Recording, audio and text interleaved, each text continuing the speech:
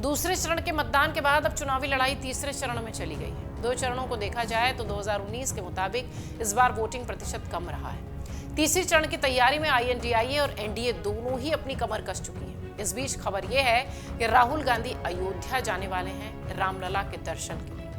ये खबर जैसे ही सुर्खियों में आई वैसे ही केंद्रीय मंत्री स्मृति ईरानी ने इस बात को लपक लिया और जमकर राहुल गांधी पर तंज किया।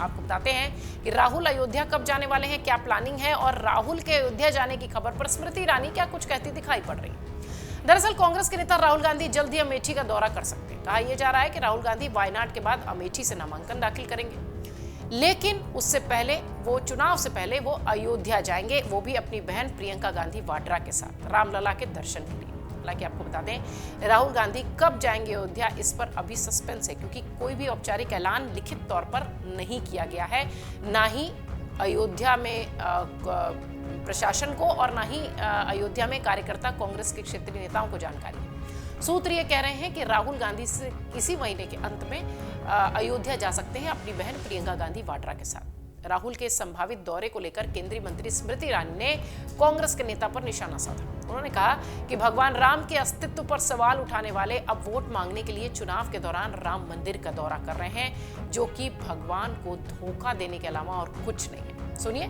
स्मृति ईरानी का तल्ख अंदाज राहुल गांधी के लिए। वैसे भैया जो जय श्री राम का जय घोष कर रहे हैं, अभी तक हम लोग अमेठी में मुद्दे ढूंढ रहे थे, अब हम कांग्रेस का प्रत्याशी ढूंढ रहे हैं। लेकिन हमसे कहा गया है कि आज वायनाड का वोट हो गया है, इसके बाद कांग्रेस के प्रत्याशी आएंगे, लेकिन पहले राम मंदिर को जाएंगे। हमने कहा भैया निमंत्रण राम जी का ठुकरा दिए, अब मंदिर जाएंगे, क्योंकि उनको लगता है मंदिर जाने से वोट पाएंगे। मतलब कि भगवान को भी धोखा देने जाए। इसीलिए आज कहती हूँ कि जो इंसान को रिझाने के लिए भगवान से छल कर दे, वो हम सबका क्या खाक हो पाएगा। मैं तो कहती हूँ जो सच्चे मन से राम का नहीं, वो हमारे किसी काम का नहीं। इससे पहले केंद्रीय मंत्री और अमेठी के लोकसभा क्षेत्र में बीजेपी की उम्मीदवार स्मृति ईरानी ने यह दावा किया था कि राहुल गांधी 26 अप्रैल को वायनाड में मतदान के बाद अमेठी आएंगे। स्मृति ने कहा था कि राहुल लोगों को जातिवाद के नाम पर विभाजित करने का काम कर रहे हैं और तब मंदिर जाने की बात कर रहे हैं। स्मृति ने कहा कि 2019 लोकसभा चुनाव में अमेठी से तत्कालीन सांसद और कांग्रेस के पूर्व अध्यक्ष राहुल गांधी को हराया था मैंने।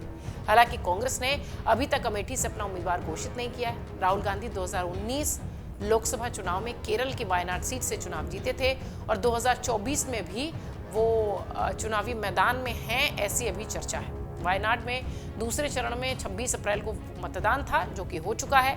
स्मृति ईरानी नुक्कड़ सभाओं को संबोधित करते हुए कहती दिखाई पड़ी थी कि 26 अप्रैल को वायनाड में मतदान हो गया है, राहुल गांधी अमेठी को परिवार बताने आएंगे, यहाँ समाज में जातिवाद की आग लगाने का काम करेंगे। केंद्रीय मंत्री ने इशारों में बात कह दी थी कि 26 अप्रैल के बाद राहुल गांधी अमेठी से चुनाव लड़ सकते हैं, इसका ऐलान हो जाएगा।